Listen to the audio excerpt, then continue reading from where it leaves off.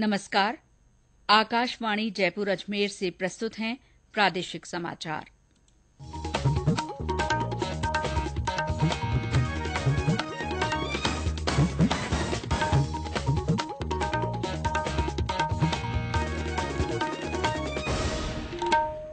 मुख्य समाचार। सड़क परिवहन और राजमार्ग मंत्री नितिन गडकरी ने कहा, जयपुर से दिल्ली के बीच ई रोड बनाने की योजना।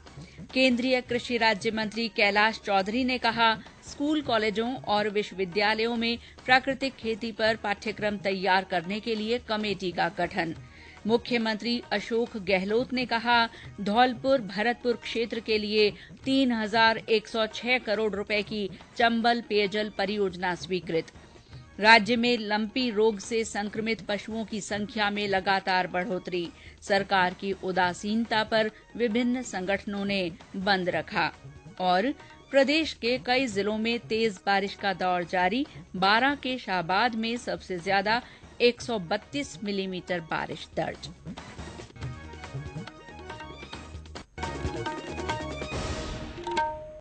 समाचारों के साथ मैं शीला चावला। और अब समाचार विस्तार से। केंद्रीय सड़क परिवहन और राजमार्ग मंत्री नितिन गडकरी ने कहा है कि जयपुर से दिल्ली के बीच ई रोड बनाने की योजना है। अगले महीने से इलेक्ट्रिक ट्रकों को भी सड़क पर उतारे जाने की योजना है।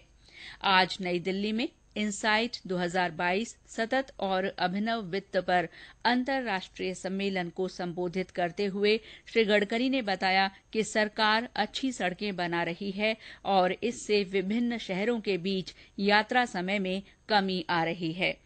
परिवहन क्षेत्र को आर्थिक रूप से व्यावहारिक बनाने पर श्री गडकरी ने डीजल और पेट्रोल के उपयोग को कम करके वैकल्पिक ईंधनों जैसे electric, ethanol, methanol, bio CNG और ग्रीन हाइड्रोजन के उपयोग की आवश्यकता पर जोर दिया।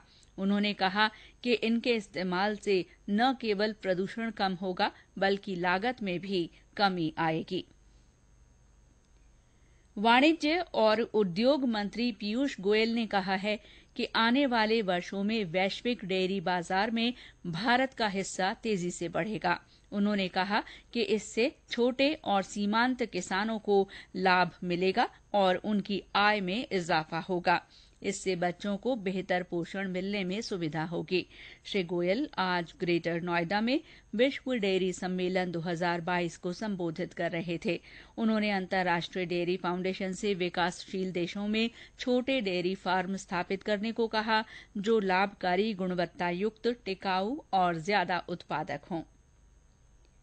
केंद्रीय कृषि और किसान कल्याण राज्य मंत्री कैलाश चौधरी ने कहा है कि प्रधानमंत्री नरेंद्र मोदी के विजन को साकार करने और देश के प्रत्येक किसान को आत्मनिर्भर बनाने के उद्देश्य से देश में आईसीएआर और कृषि संस्थानों के माध्यम से प्राकृतिक खेती का रोल मॉडल तैयार किया जाएगा। इस प्राकृतिक खेती के रोल मॉडल को पूरी दुनिया देखेगी। इस खेती का आधार और मुख्य शोध केंद्र गुरुकुल कुरुक्षेत्र रहेगा। श्री चौधरी आज कैंथला में गुरुकुल की करीब 180 एकड़ प्राकृतिक खेती का अवलोकन करने के बाद पत्रकारों से बातचीत कर रहे थे। उन्होंने कहा कि प्राकृतिक खेती को अपनाने और शोध करने के लिए देश के 425 कृषि विज्ञान केंद्रों और 20 बड़े कृषि संस्थानों की 25% भूमि पर प्रयोग किया जाएगा। स्कूलों, कॉलेजों और विश्वविद्यालयों में तीसरी कक्षा से लेकर पीएचडी तक प्राकृतिक खेती पर पाठ्यक्रम तैयार करने के लिए एक कमेटी का भी गठन कर दिया गया है। कमेटी की रिपोर्ट के बाद प्राकृतिक खेती विषय को पाठ्यक्रम में शामिल कर लिया जाएगा। गुजरात के राज्यपाल और गुरुकुल कुरुक्षेत्र में प्राकृतिक खेती के जनक आचार्य डॉक्टर देवव्रत ने प्राकृतिक खेती के फायदे के बारे में जानकारी दी। केंद्रीय जनजातीय मामलों के मंत्री अर्जुन मुंडा ने कहा है कि हाल ही में प्रधानमंत्री नरेंद्र मोदी के नेतृत्व में 4 राज्यों में कुछ जातियों को अनुसूचित जनजातियों की सूची में शामिल करने की कैबिनेट की मंजूरी से लोगों की लंबे समय से चल रही मांग को पूरा किया गया है। आज राष्ट्रीय जनजातीय अनुसंधान संस्थान नई दिल्ली में जनजातियों तथा आजीविका कार्यक्रम के बारे में संवाददाताओं से बातचीत में श्री मुंडा ने अनुसूचित जनजातियों के कल्याण के लिए सरकार द्वारा उठाए गए कदमों पर विस्तार से चर्चा की। ये समाचार आकाशवाणी जयपुर अजमेर से प्रसारित किए जा रहे हैं।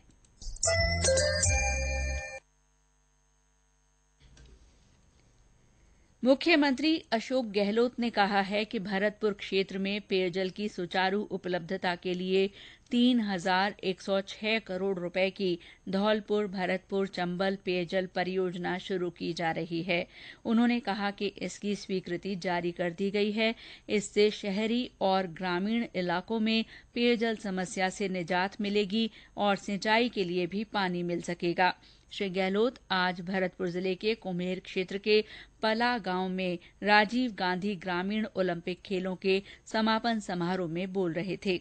मुख्यमंत्री ने कहा कि राज्य में खेल प्रतिभाओं को आगे बढ़ने के लिए अपार संभावनाएं हैं। उन्होंने कहा कि राज्य सरकार प्रदेश में नए खेल स्टेडियम, संसाधनों और अन्य खेल सुविधाओं को खिलाड़ियों को उपलब्ध कराने के लिए प्रतिबद्ध है। खेल और खिलाड़ी के लिए वित्त की कमी नहीं आने दी जाएगी। मुख्यमंत्री ने सवाई माधोपुर में भी राजीव गांधी ग्रामीण ओलंपिक खेलों के समापन समारोह को संबोधित किया। उन्होंने कहा कि इन खेलों को करवाने वाला राजस्थान पहला राज्य है। समारोह में प्रदेश कांग्रेस अध्यक्ष गोविंद सिंह डोटासरा, विधायक दानिश अबरार तथा अन्य जनप्रतिनिधि मौजूद थे। राज्य में लंपी त्वचा रोग से संक्रमित पशुओं का आंकड़ा लगातार बढ़ता जा रहा है। आज विभिन्न संगठनों की ओर से प्रदेश के कई शहरों और ग्रामीण इलाकों में बंद रखा गया। इस रोग पर सरकारी उदासीनता के विरोध में आज किए गए बंद का बीकानेर शहर में आंशिक असर रहा। जिले के खाजूवाला, श्रीडूंगरगढ़ तथा बज्जू में मुख्य बाजार बंद रहे। बज्जू में गौ भक्तों ने रैली निकालकर विरोध दर्ज कराया। झुंझुनू में लंपी बीमारी की रोकथाम और सहायता नहीं मिलने से नाराज गौ रक्षकों ने चिड़ावा, सुल्ताना और मलसीसर कस्बों में बंद रखा। सिंघाना में रैली निकाली गई। नागौर जिले के नावा और रियाबड़ी में बाजार बंद रहे। कई अन्य जिलों में भी बंद और प्रदर्शन के समाचार हैं। इस बीच लंपी त्वचा रोग पर नियंत्रण और प्रभावी कार्रवाई के लिए सभी जिलों में जिला कलेक्टर की अध्यक्षता में 4 सदस्यों की समिति गठित की गई है। पशुपालन विभाग के सचिव पीसी किशन ने बताया कि जोधपुर में लंपी के कारण मरने वाले पशुओं की संख्या में कमी आई है। उन्होंने बताया कि इस समय जयपुर संभाग में इस रोग का सबसे ज्यादा प्रभाव है। श्री किशन ने बताया कि विभाग अब टीकाकरण में तेजी ला रहा है। राज्य में अब तक 12 लाख से ज्यादा पशु इस बीमारी से संक्रमित हो चुके हैं और 54,000 से ज्यादा पशुओं की मृत्यु हो चुकी है। इस बीमारी की रोकथाम के लिए चित्तौड़गढ़ के निम्बाहेड़ा के वंडर सीमेंट प्रबंधन ने 1 लाख रुपए की कीमत के 1,000 दवा के किट पशुपालन विभाग को उपलब्ध कराए हैं। इस उद्योग ने 22 गांवों में साइपर मैक्रीन और सोडियम हाइपोक्लोराइट का छिड़काव भी कराया है। केंद्रीय जल शक्ति मंत्रालय की एनसीईजी अवार्ड एप्लीकेशन इन्वेस्टिगेशन टीम गंग कैनाल रेगुलेशन कंप्यूटराइजेशन सिस्टम को देखने और समझने के लिए श्रीगंगानगर पहुंची है। जिला कलेक्टर रुक्मणी रियार सिहाग ने टीम को इस बारे में पूरी जानकारी दी। जिला कलेक्टर ने बताया कि अभी तक किसानों को गंग नहर में पानी की मात्रा की जानकारी ऑफलाइन मिलती थी, लेकिन अब इस सिस्टम से पानी के साथ साथ सरकारी योजनाओं की भी जानकारी दी जा रही है। डिजिटल पोर्टल पर नहरों के वरीयता क्रम को लगातार अपडेट किया जा रहा है। उन्होंने बताया कि वर्तमान में 40,000 से अधिक किसान इस ऐप का उपयोग कर रहे हैं। स्वतंत्रता सेनानी कमला स्वाधीन का कल देर रात कोटा में निधन हो गया। वे 95 साल की थीं। उनका अंतिम संस्कार आज राजकीय सम्मान के साथ किशोरपुरा मुक्तिधाम पर किया गया। कमला स्वाधीन के पति इंद्रदत्त स्वाधीन भी स्वतंत्रता सेनानी थे। इंद्रदत्त स्वाधीन का निधन 1994 में हो गया था। और अब मौसम। प्रदेश के कई जिलों में कल से तेज बारिश का दौर जारी है। पिछले 24 घंटों में उदयपुर और कोटा संभाग के जिलों में कहीं कहीं भारी बारिश तथा एक दो स्थानों पर बहुत भारी बारिश दर्ज की गई है। सबसे ज्यादा बारिश बारां के शाहबाद में 132 मिलीमीटर दर्ज की गई। करौली जिला मुख्यालय और आसपास के क्षेत्रों में हुई जोरदार बारिश से तापमान में गिरावट दर्ज की गई है। कोटा के इटावा क्षेत्र में लगातार हो रही बारिश से खातोली की पार्वती नदी फिर से उफान पर है, जिससे कोटा श्योपुर मार्ग बंद हो गया है। भीलवाड़ा जिले के मांडलगढ़ क्षेत्र में सुबह से कभी रिमझिम तो कभी मूसलाधार बारिश हुई। अलवर में हल्की बारिश हुई। इसके अलावा धौलपुर, सवाईमाधोपुर, टोंक सहित कुछ अन्य स्थानों पर भी बरसात हुई है। मौसम विभाग ने कहा है कि अगले 24 घंटों के दौरान कोटा, उदयपुर तथा भरतपुर संभाग के अधिकतर भागों में हल्की से मध्यम बारिश की संभावना है। वहीं एक दो स्थानों पर भारी बारिश के भी आसार हैं। विभाग ने कहा है कि कल से बारिश की गतिविधियों में कमी आने की संभावना है। भीलवाड़ा जिले के रायला थाना क्षेत्र के जालिमपुरा गांव में करंट लगने से आज 2 लोगों की मौके पर ही मौत हो गई। पुलिस के अनुसार जालिमपुरा गांव में एक महिला को मोटर चालू करते समय करंट लग गया। उसको बचाने के प्रयास में एक अन्य व्यक्ति की भी करंट लगने से मृत्यु हो गई। चित्तौड़गढ़ के बेगू क्षेत्र में सांप के काटने से एक व्यक्ति और उसकी बेटी की मृत्यु हो गई। दोनों को बेगू के अस्पताल ले जाया गया, जहां से उन्हें चित्तौड़गढ़ रेफर कर दिया गया। इलाज के दौरान दोनों की मृत्यु हो गई। संयुक्त विश्वविद्यालय प्रवेश परीक्षा के परिणाम आज रात 10 बजे घोषित किए जाएंगे।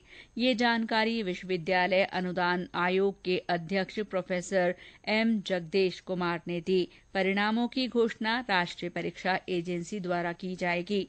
ये परीक्षा देश के 259 शहरों और विदेशों में 9 शहरों में 15 जुलाई से 30 अगस्त के बीच 6 चरणों में आयोजित की गई थी। केंद्रीय विश्वविद्यालयों के स्नातक पाठ्यक्रमों के लिए हुई इस परीक्षा में 14,90,000 प्रत्याशियों ने पंजीकरण कराया था। प्रधानमंत्री नरेंद्र मोदी 25 सितंबर को आकाशवाणी के मन की बात कार्यक्रम में अपने विचार साझा करेंगे।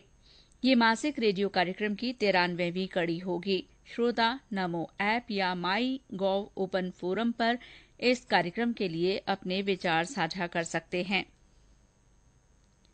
वे टोल फ्री नंबर 1800-117800 पर भी डायल कर अपना संदेश हिंदी या अंग्रेजी में रिकॉर्ड करा सकते हैं।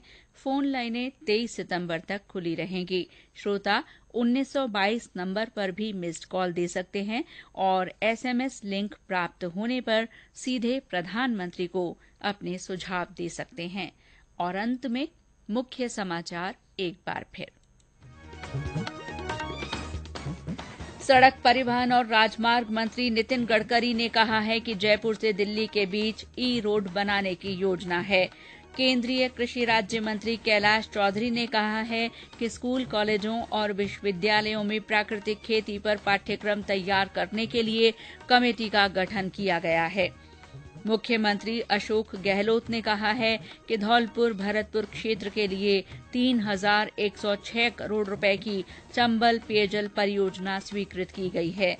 राज्य में लंपी रोग से संक्रमित पशुओं की संख्या में लगातार बढ़ोतरी हो रही है। सरकार की उदासीनता पर विभिन्न संगठनों ने बंद रखा।